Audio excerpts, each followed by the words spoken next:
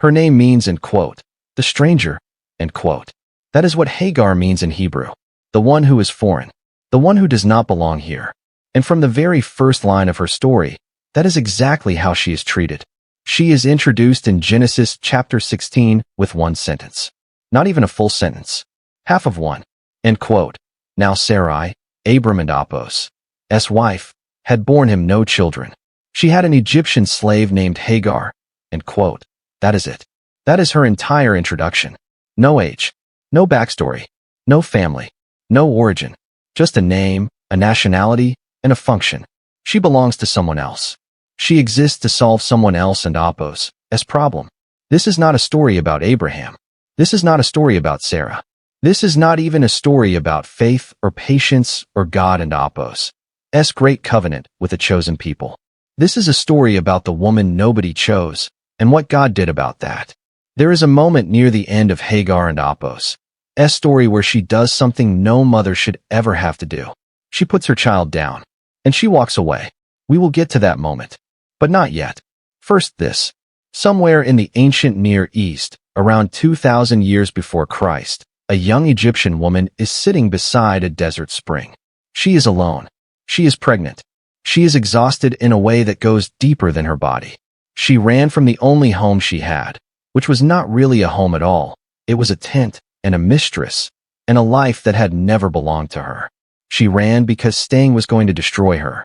And she ran into the desert because the desert, at least, made no promises it could not keep. She had no plan. There was nowhere to go. Egypt was hundreds of miles south, across terrain that would kill her before she arrived. She had no money, no protection, no name that meant anything outside of Abram and Apos' household. She was a runaway slave in a world that had no category for runaway slaves except one: property that needed to be returned. And here is the thing that should stop you. Here is the detail that almost nobody talks about when they teach this story. The only person in all of Scripture, in the entire Bible, Old Testament to New, from Genesis to Revelation, the only person to give God a completely new name is not Abraham. It is not Moses, who spoke to God face to face. It is not David, who wrote 1,000 songs to him. It is not any prophet, any king, any priest, any apostle. It is this woman, right here, sitting alone beside a spring in the desert, with nothing and no one, at what should have been the absolute end of her story. She looks at the God who just found her in the wilderness, and she gives him a name that appears exactly once in all of Scripture, a name that no one before her had used and no one after her would coin. Elroy, the God who sees. She named God, and then she disappears from the text for 13 years. But before we get to where she goes, and before we get to that moment at the end, the one I told you about, the one no mother should have to face, you need to understand how Hagar got here. Because you cannot feel the weight of what God does for her in the desert until you understand exactly what was done to her in the tent. But here is what the text actually says. Here is what most people miss when they read Genesis chapter 16. They read it as Abraham and Sarah and Apos' story. A story about impatience. About a couple who could not wait for God and Apos' promise and decided to help things along. And that reading is not wrong, but it is dangerously incomplete. Because in the middle of their story, there is another story. And in that other story, there is a woman who had no say in any of it. Sarai was suffering. You need to understand that before anything else. Barrenness in the ancient Near East was not just a private grief. It was a public verdict. It meant something was wrong with you, spiritually, physically, fundamentally. In a culture where a woman and Apos' value was measured almost entirely by her ability to produce children, Sarai had spent decades coming up empty. She was not being impatient. She was drowning, and she reached for the one thing within her reach. Her slave. The practice had legal precedent. It was documented in the Code of Hammurabi, written around 1,754 years before Christ, and in the Nuzi tablets, ancient legal records from the same region and era as the patriarchs. A barren wife could give her slave to her husband as a surrogate. The child born would belong legally to the wife, not to the slave. Not biologically, not legally, not in any way that the ancient world recognized. Sarai was not improvising. She was following a culturally established procedure. Hagar had no procedure. Hagar had no say. The text does not record her response. It does not ask for it. Genesis chapter 16, verse 2. Sarai says to Abram, and quote, "The Lord has kept me from having children. Go, sleep with my slave.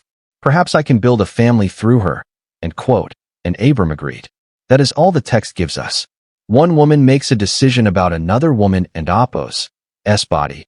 A man agrees, and the transaction is complete. And then something changes in the air of the tent. Hagar conceives, and for perhaps the first time in her life, something happens to her body that cannot be controlled or redirected by the people who own her. She is carrying a child. And Genesis says, with striking economy, that when she realized she was pregnant, she began to look at her mistress differently. The scholars argue about what this means. Some say she became proud. Some say she became contemptuous. But put yourself in her position for a moment. You are a young foreign woman with no family, no legal standing, no future of your own.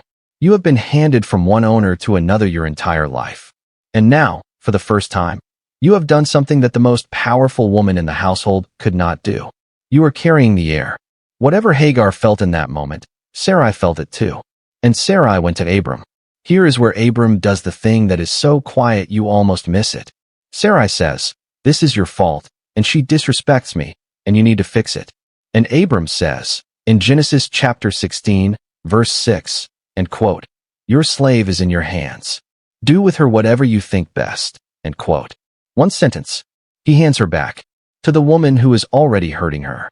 The Hebrew word the text uses for what Sarai did next is yanah.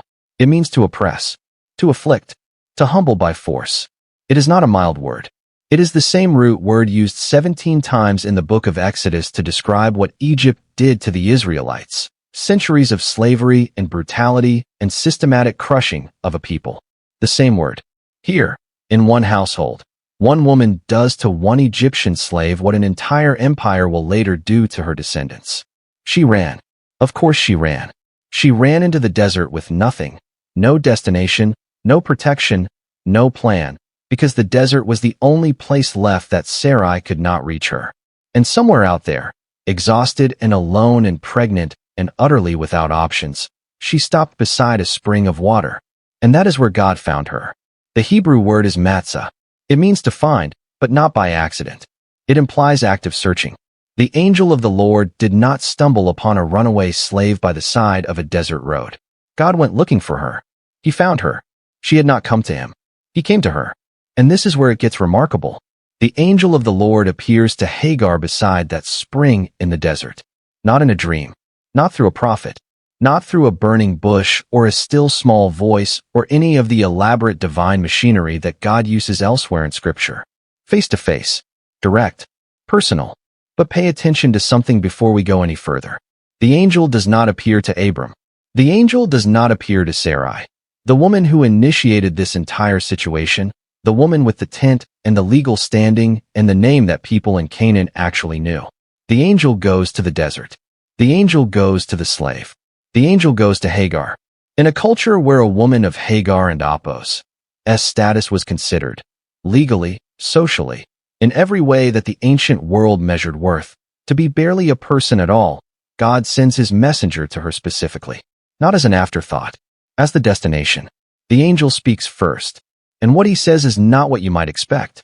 He asks her a question, and quote, "Hagar, slave of Sarai, where have you come from, and where are you going?" End quote. It is a tender question. It is also an impossible one. She knows where she came from. She does not know where she is going. She has no answer for the second half of that sentence, and I think the angel knew that. I think the question was not a request for information. I think it was an invitation to be seen. She answers honestly, and quote, "I am running away from my mistress Sarai," end quote. No theology, no prayer, no elaborate confession of faith. Just the plain, exhausted truth from a woman who has nothing left to dress it up with. And God responds to plain, exhausted truth the same way he always does. He speaks to her. He makes her a promise. He tells her that what is growing inside her is a son, and that she will call his name Ishmael. In Hebrew, Yishma and Apos, El. God hears. He is naming the child after what he did for the mother. Every morning for the next 14 years, when Hagar woke up and called her son for breakfast, she would say that name. And that name would say back to her, "God heard you. God heard you. God heard you." Here is what most Bible teachers do not mention when they tell this story. The church has spent centuries focusing on what this moment means for Abraham and Apos' lineage, the theological complications of Ishmael, the two sons, the two covenants. Almost no one stops to look at what this moment means for Hagar. A foreign slave woman, with no legal standing and no future, has just received a direct, personal, named promise from God. Her son will live. He will be a father of nations. She will survive this desert.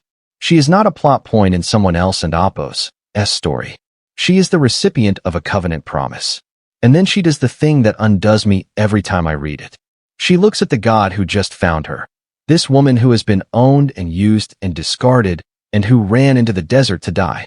And she gives him a name. Not a prayer. Not a thank you. A name. El Roi. The God who sees.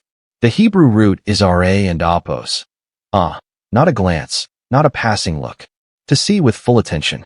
To perceive completely. To look at something and refuse to look away. She is the only person in all of Scripture to give God a new name. Not Abraham, who walked with God for decades. Not Moses, who spoke to him face to face. Not any king or prophet or apostle. Hagar, an Egyptian slave, alone in the wilderness, with nothing to her name but the name she just gave to God. And then she does something equally remarkable. She goes back. She returns to the tent. To Sarai. To the household that had broken her.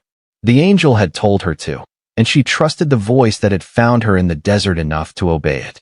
She goes back carrying El Roi inside her chest like water in a desert. Like something that could keep her alive. She had seen the God who sees her. And that, for now, was enough. Stay with me. Because 13 years pass. And then the second desert begins. 13 years is a long time to carry a name. 13 years of waking up in Abram and Apos' household. Now Abraham and Apos' household. The name changed by God himself. The covenant renewed. The promise reaffirmed. 13 years of raising Ishmael. Of watching him grow from the child God promised into a boy becoming a young man. 13 years of El Roi, the God who sees, tucked somewhere beneath her ribs where no one could take it from her. And then Sarah laughs. That is how it begins. Genesis chapter 21. Sarah, the name also changed now. The woman also transformed by decades of waiting. Sarah gives birth to Isaac. And there is joy in the household. Real joy. The impossible laughter of a woman who had given up and then received anyway. But joy in a tent is not simple when there are people in it who are not allowed to share it fully. At the feast celebrating Isaac and Apos' weaning, Sarah sees Ishmael laughing. The Hebrew word is metzachek, playing, laughing, celebrating. He is a 14-year-old boy at a party. And something in Sarah breaks or hardens or both at once. And she goes to Abraham and she says, "Get rid of them. The slave woman and her son. Get them out. My son will not share an inheritance with her son." Abraham is distressed. The text tells us that. It is one of the few moments where we see Abraham feel something about Hagar and Ishmael beyond passive compliance. But God tells him to listen to Sarah. And so the next morning, early, the text says, as if Abraham needed to do it before he could change his mind, he takes bread and a skin of water, and he puts them on Hagar and Apos' shoulders, and he sends her away. One skin of water. For the desert. She wanders. The Hebrew word is tada, to move without direction, without destination. She is not walking toward anything. There is nothing to walk toward. The water runs out somewhere in the wilderness of Beersheba, and Hagar does what a mother does when she has reached the absolute end of what she can carry. She puts the boy down. She places him under a bush, for shade, for whatever small mercy a desert bush can offer a dying child, and she walks away. The text says a bow shot. Far enough that she will not have to watch. She sits down on the ground in the open desert, and she does not pray. She does not call out to El Roi. She has nothing left for that. She just weeps. Now watch what happens next. This is the moment I told you about at the beginning. The moment no mother should ever have to face. And I want you to sit in it for just a second before God moves. Because Hagar sat in it. She did not get an immediate answer. She did not feel a sudden peace. She put her child down and she walked away and she wept. And for a moment, maybe longer than a moment, the desert was just desert. Silent. Merciless. Hot. There is a woman somewhere watching this video right now who knows exactly what that feels like. Not a desert in the Negev. Maybe a bathroom floor at 3 in the morning. Maybe a hospital waiting room with fluorescent lights and a cup of cold coffee. Maybe a car parked in a driveway, engine off, hands on the wheel, unable to go inside and unable to drive away. The specific texture of being at the absolute end of what you can hold. The moment you stop praying not because you stop believing, but because you have run out of words, and the silence feels like an answer you are not ready to receive. Hagar did not use those words, of course. 3,000 years separate you from her. But what she was feeling, that particular combination of exhaustion and grief and the terrible, terrible suspicion that God has forgotten you exist, that feeling has no expiration date. It is as old as the desert. It is as recent as this morning. And into that silence, God speaks. Not to Hagar first. To the boy. Genesis chapter 21, verse 17, end quote. God heard the boy crying. End quote. Shama. The same root as Ishmael and Apos, name. God hears. Even here. Even now. Even this. The angel of God calls to Hagar from heaven. End quote. What is the matter, Hagar? Do not be afraid. God has heard the boy crying as he lies there. End quote. For the second time in her life, in a desert, with nothing, God calls her by name. Here is the part nobody tells you. There is a tradition in the Talmud, in Pirkei Rabbi Eliezer, that identifies Hagar as the daughter of Pharaoh himself, given to Sarai as a gift during the events of Genesis chapter 12, when Abram and Sarai passed through Egypt. If that tradition carries any historical weight, and scholars debate it, then Hagar is not a nameless slave. She is Egyptian royalty reduced to servitude in a foreign household. The woman Sarah called her slave may once have been called Your Highness. The woman Abraham handed a single skin of water may once have had servants of her own. I will not tell you that is settled history. But I can tell you this, God did not care either way. He did not appear to her because of her bloodline. He did not appear to her because of her faith or her theology or her standing in the community. He appeared to her because she was suffering and alone, and he could not leave her there. He opens her eyes. That is the phrase the text uses. Not, he creates a well. Not, he makes water appear from the rock. He opens her eyes, and she sees a well of water that was already there, that had been there the whole time. Through all of it, the wandering, the water running out, the child going down under the bush, the weeping, the silence, the well was already there. She just could not see it through her grief. She fills the skin. She gives the boy water. He lives. And this is what the text erased from the ending of her story. Hagar disappears from Scripture after Genesis chapter 21. She gets no closing verse, no summary, no record of her death or her dignity or what she made of the years that followed. The text moves on to Abraham. It always moves on to Abraham. But her son does not disappear. Ishmael, the child she nearly buried in the desert, the child God heard crying under a bush, becomes the father of 12 princes. Genesis chapter 25 lists them by name. A nation. Her nation. The woman the text forgot built something the text could not erase. She named God. She raised a nation. She survived 2 deserts. And she did it without a single verse of recognition. El Roy saw her anyway. There are 3 things I want to leave you with before we close. The first is this. Hagar was not a supporting character in someone else and Apos' story. She was the subject of 2 direct, personal, named encounters with God. More divine appearances than most named figures in the entire book of Genesis receive. The angel of the Lord went to her specifically. Twice. Both times in the wilderness. Both times when she had nothing left. Both times with a word that was not general or theological or addressed to humanity at large. It was addressed to her. By name. God knew her name when no one else in the story seemed to think it mattered. That is not a footnote. That is a theology. The second thing is harder. If you have spent any portion of your life feeling that God shows up for other people, for the people with better faith, better circumstances, better standing before him, better everything. Hagar and Apos' story is the direct answer to that feeling. God did not appear to her because she had her theology right. He did not appear to her because she had prayed the correct prayer or believed with sufficient certainty or done anything at all to earn a divine encounter. He appeared to her because she was alone and suffering, and he could not leave her there. He goes to the desert. He always goes to the desert. Not to the tent where the important people are making the important decisions. To the wilderness. To the woman under the bush. to the place where you are when you have run out of everything, including hope. If that is where you are right now, if you are sitting in your own version of a desert, if the water has run out and you have put everything you love down under a bush because you cannot carry it one more step, then this story is not ancient history.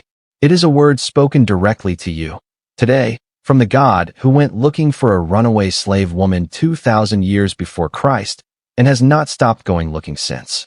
And the third thing, this one I need you to hear. Hagar named God before she knew if she would survive the night. She had no home to return to, no legal standing, no future she could see from where she was sitting. She had a dying child and an empty water skin and the memory of every person who had used her and discarded her and handed her back to the person hurting her without a second thought. And she looked at the God who had just found her in that desert. Found her, not stumbled upon her. Gone looking for her, and found her. And she said, "You see me." Not, "You fixed it." Not, "You gave me back everything they took." Not, "You made it fair." "You see me." And for a woman who had been invisible her entire life, who had been passed from owner to owner, from tent to tent, from one person and Apos' plan to another, never once asked what she wanted, never once treated as someone whose interior life was worth considering. Being seen was not a small thing. It was everything. Is there a moment in your own life where you felt completely invisible to God, to the people around you, to the world, and then something shifted? Tell me in the comments. I read every single one. The well was already there. It had always been there. God did not create the water. He just opened her eyes.